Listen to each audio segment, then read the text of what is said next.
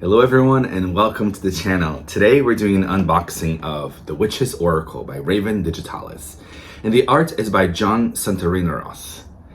It's actually the artwork lives by its name. It is a Gothic witch fantasy. If you're darkly inclined, if you like the darker artwork, I think you'll definitely like this one. So I've already opened it. I received this on Tuesday and I'm recording this on a Friday.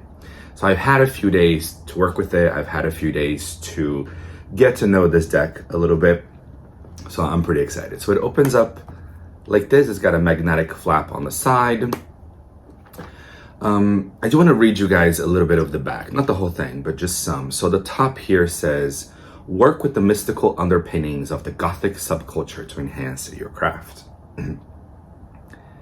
So Raven Digitalis is also the creator of the Empath's Oracle. And it says here, in the spirit of his Empath's Oracle deck, Raven Digitalis has created a Gothic Witch's Oracle in a collaboration with world-renowned photographic artist John Santerineross. Shadow exploration is an integral part of advancing on the path of witchcraft. This deck is especially relevant to readers who are not afraid to dive deeper into the workings of the unconscious mind. I love that. Because a lot of my work as a witch is this kind of work, is shadow work, is diving deeper into the unconscious, into the questions we like to ask the cards. Also deeper into the self as well, right? The art of divination is, by its very nature, an act of exploring the unseen. This deck will take you on a journey to the next level. I love that. It has 40 cards in here. So all I read you guys was this top paragraph. And on the bottom here it says the themes that are explored, which we kind of covered a little bit. Dark art and self-expression, music as a healing force, exploring labels, ego, self-identity, death, magic, and ancestral work, which I love that. Shadow spells and ceremonies, body modification is a sacred ritual, contemplating gender and sexuality, social boundaries and personal empowerment. I love that as well because we're talking about non-binary, we're talking about transgender, we're talking about queer expressions. Which I'm all for. So let's open it. Here is the inside. We have, I guess, some witches in here. And then, of course, you have the guidebook. It comes with a ribbon. Boop, that helps you pop everything. I do love these moon phases in the back.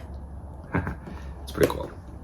Okay, so I will, full disclosure, like I said, I have been working with this deck already, so the artwork is out of order, but I will show you guys everything. It's 40 cards. Well, shouldn't take us too long. But the guidebook is actually pretty meaty. I'm not gonna lie. The guidebook surprised me a little bit. I don't know. You know, when you know you're gonna receive something, you create expectations, right? You shouldn't, but your mind kind of does. And I was okay either way. But in my head, I don't know why I expected a bit of a thinner book, but I was pleasantly surprised. It gives you, let's see, of course, table of contents, a little bit about the creator, Raven, and the photographer, John. We go into an introduction, and then we go into the cards themselves. So you have a full color picture, key themes that we're exploring here. And then you have the title, the number, the title, esoteric summary, and then you have activating the insight. So the esoteric summary is kind of explaining the artwork and the depth of the card, the key themes of it. And then activating the insight is more what the card means. This card, for example, I opened on the first one, which is embracing musical healing.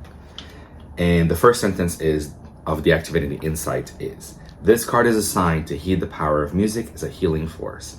It may be a reference to your personal musical journey. Now, at the end, I'll pull a card for us. We kind of do a collective reading and I'll read the whole thing. Let's see if there's anything at the end. No. Okay, so this deck, I don't see it. It doesn't come with spreads. Sometimes a deck will have like a spread or two, but this one does not, which honestly, it's okay. If you're like me, you've got other decks, you can pull spreads from those decks, from those guidebooks. Also, you can go online.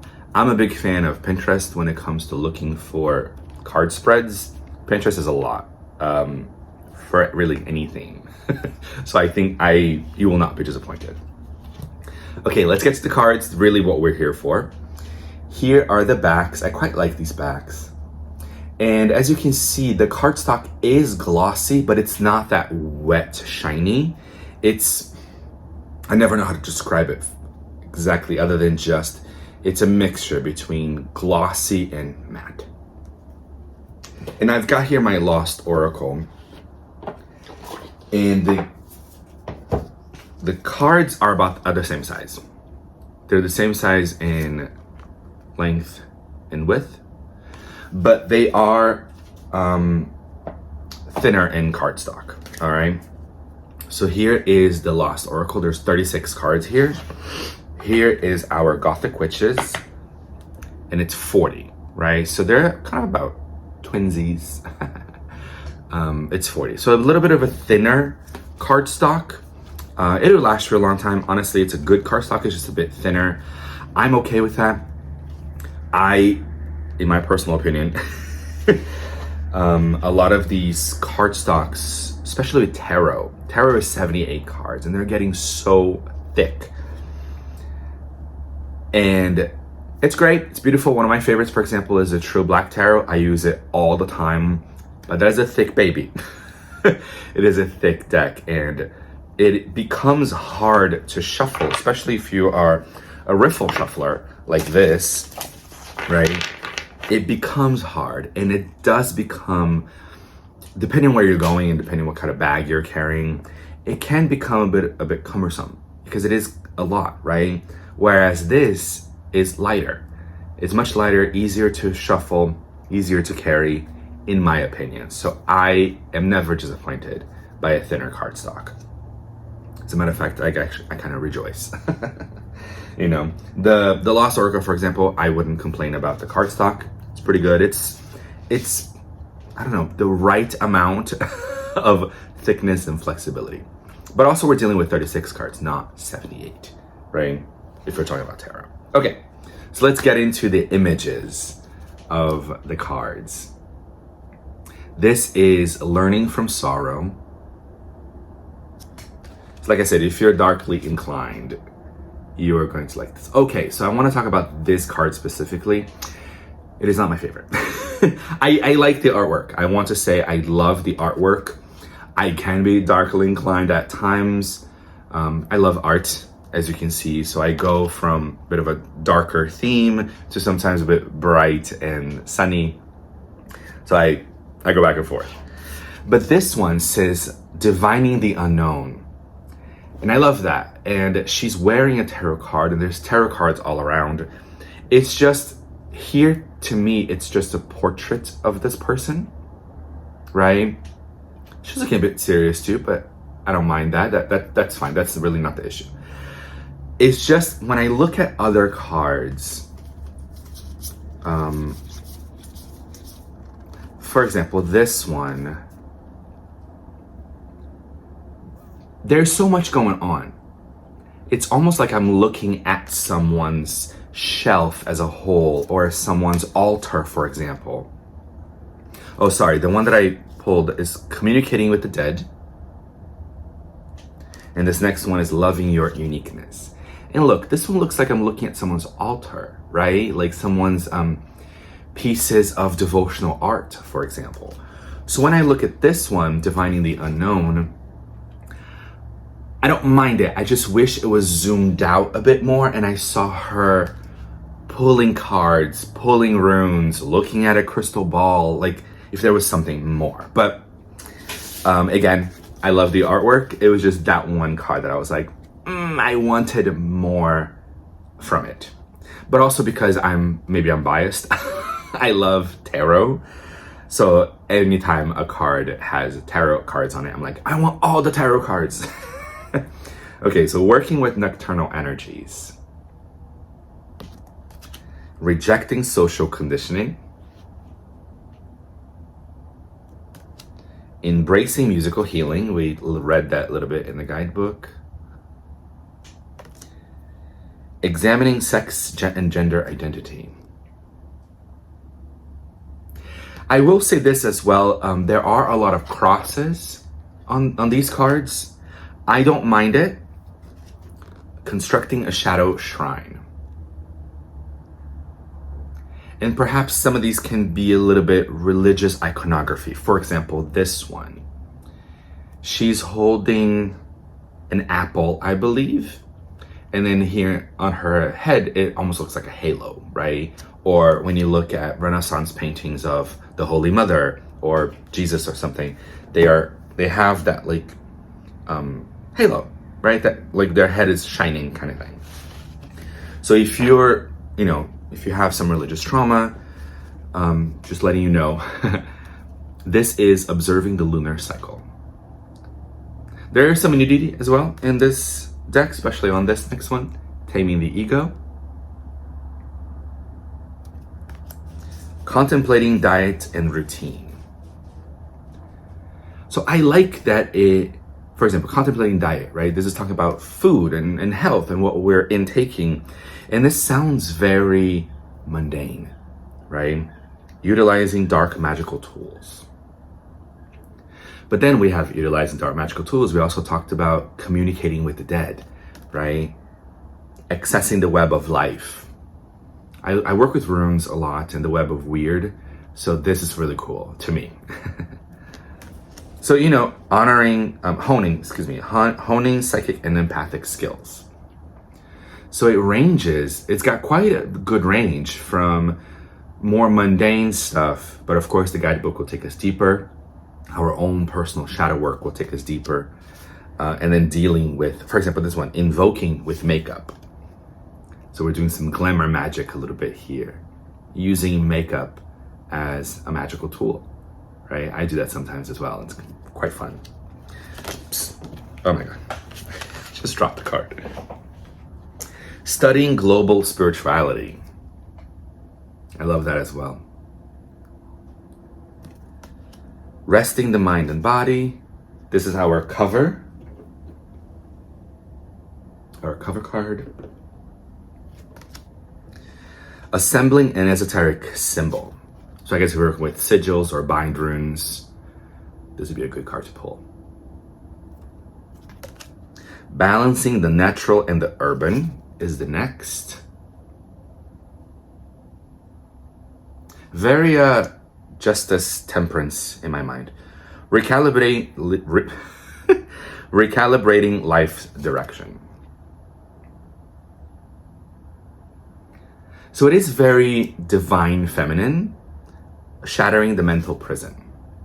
But I love that. I love working with the feminine. I work with Goddess Hel. She's my matron goddess. So I'm not afraid of a deck that is divine feminine. However, if you kind of classify things as masculine and feminine, I don't always.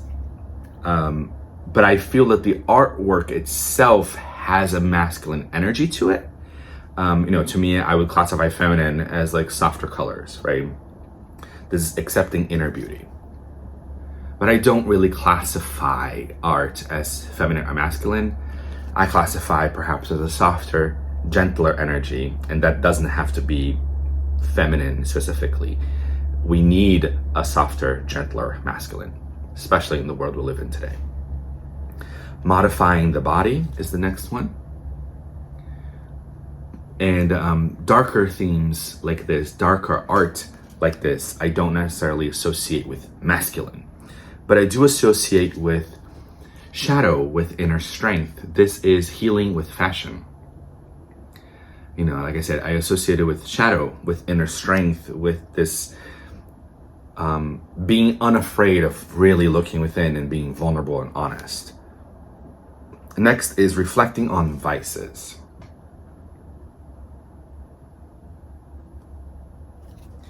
crafting a shadow spell, creating dark art. So as I said, there is a cross in the center of this face. There are some crosses around this deck. Meditating for deeper wisdom. Again, I'm not really bothered by that, but I just want to let you know if that's really not your jam. Nurturing the inner child. If that is something you really shy away from. Dancing as spiritual communion. I pulled this card the other day for me.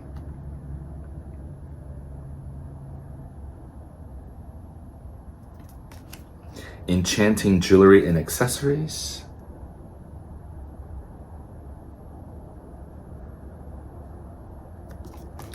Navigating personal boundaries.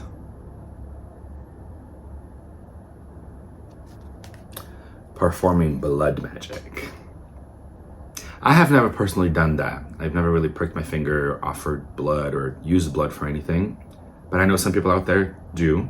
If I want to kind of, especially if I'm working with ancestors or something, if I want to kind of mimic blood, I'll just use red paint or a red Sharpie.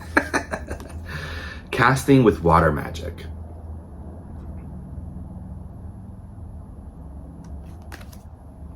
Transcending suffering. But honestly, working with ancestors and working with the goddess, they haven't really asked for that kind of offering. Actually, I rarely get asked for offerings. Mourning life's hardships. So I never got the calling to like work with blood, right? Honoring our ancestors. And final card is generating self-confidence. All right, so let's pull a card for ourselves. Let's do a collective reading. What does the collective need to hear? But because I work with the dark goddess, this deck, as soon as I touched this deck, as soon as I saw it, and I looked at the artwork, I was like, oh, okay.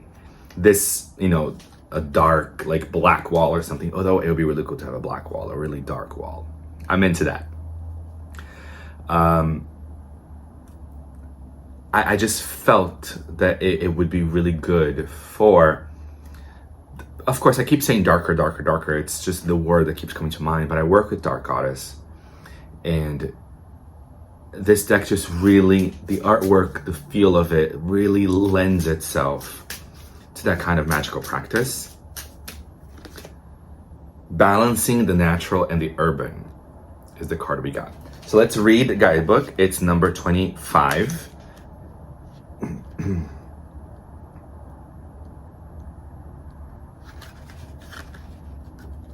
There is something here that I noticed. I've read basically half this guidebook because I was pulling cards and all that.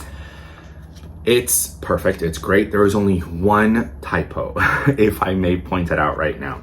So card number 16 is navigating personal boundaries. But then when you go to card number 17, it says 17 in the artwork here, but it still says 17. Oh, it still says 16 on this moon, on the moon phases. So when you're looking at it, I mean, on the top here, you have the page numbers. They're all different. They're all the correct page number. This is the only thing I noticed. It was the 16 and the 16 repeated. The only thing.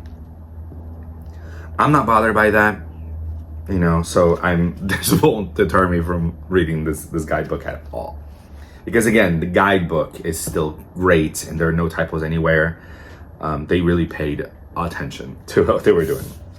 Okay, so key themes is this blurb down here, and it says maintaining a foot both in Mother Nature and in the modern technosphere, considering the effects of your living environment, and immersing in the natural world for healing and connection. Step on some grass, right? Touch grass. Okay, so it's the esoteric summary. It's gonna give us like half of this page and half of this other page. So be patient with me. This is a card of balance. It emphasizes examining how you interact with the natural world and the man-made world. Keep in mind that just because something is natural doesn't make it inherently good any more than something modern is inherently bad. It's how we interact with these spheres that determines the result. It's interesting to note that Goth and other modern subcultures began in urban areas, whereas all varieties of witchcraft, shamanism, and animism are tied to natural living. It's interesting, right? I actually haven't given that much thought, but it's true. I mean, shamanism and witchcraft, I understand that. But the whole Goth aesthetic and just any other subcultures in the world, I never really thought about, oh yeah, you're right. They were created as the cities and as the political climates shifted and changed, right? One of my favorite things is the queer ballroom culture. That was underground. House music was also underground because house music actually started in Chicago. And it's called house music, but because this gay DJ at a gay club, he made his own in-house music. Does that make sense? So in-house, so it was kind of like for that place. And then of course became house music as we know today. Okay, this card suggests readers think about the balancing the ancient and the modern, the established and the new. Some readers will pull this card in reference to isolating too much instead of socializing, or vice versa. Have you been going out or working in excess and not giving enough attention to self-care? Have you been hermiting instead of engaging with community? How can you comfortably push your limits to strike an equilibrium between solitude and socialization? I like that this also gives you questions. If you're unsure on how to dive deeper into this, here are some questions that will take you there. So now we're reading the activating the insight, which is also this half and this half. Maybe you've been getting the call to get out in nature more often, and this card is a push you need. Why not check out a hiking trail, public park, or fabulous cemetery? Respectfully, of course, it says here. Perhaps you've been considering gardening, beekeeping, taking up an old world skill, or more keenly observing the wheel of the year. On the flip side, perhaps you've not been engaging enough with technology, society, or city life. Contemplate how this card speaks to you based on what you have been going on or have become accustomed to lately. We can be really complacent at times, right? Look at your living quarters. Is there a good balance of the natural and the industrial? If not, think about getting plants to water, pets to love, or purchasing crafting materials to take up a fulfilling hobby. On the other hand, if you're lacking technology devices or have fears surrounding the collapse of civilization, which I do, this card may be presenting an opportunity to forge a new relationship with the positive sides of technological advancement. Depending on the reader, this card may also be pointing out one's internet usage. How often are you online? Are you investing an imbalanced amount of energy in the virtual world? Like any tool, the internet and modern technological advancements can be used for constructive and destructive means. So it's essential to maintain a healthy relationship between the technological and the natural. Really interesting, right? There were, in my opinion, some good points. I mean, the whole thing is good, but there were some points that was like, oh, yeah, maybe I'm spending too much time online, right? When I'm not on the computer, I'm in bed scrolling. Or on the couch, scrolling and the TV is on. You're really not paying attention to either, but both are on. It's a lot of stimulation. I do that sometimes. I'm working on it. All right, so that's a Gothic Witches Oracle. I hope you enjoyed it. I hope you like it. If you are, especially now, I'm recording this in October. We're going into the darker months. We're going to the darker time, especially in the Northern Hemisphere, right? So this deck could be really good for that kind of the inner contemplation, the inviting the dark aspect of the goddess into your practice, to inviting the shadow self into your practice. All right. Thank you so much, guys, and I'll see you guys next time.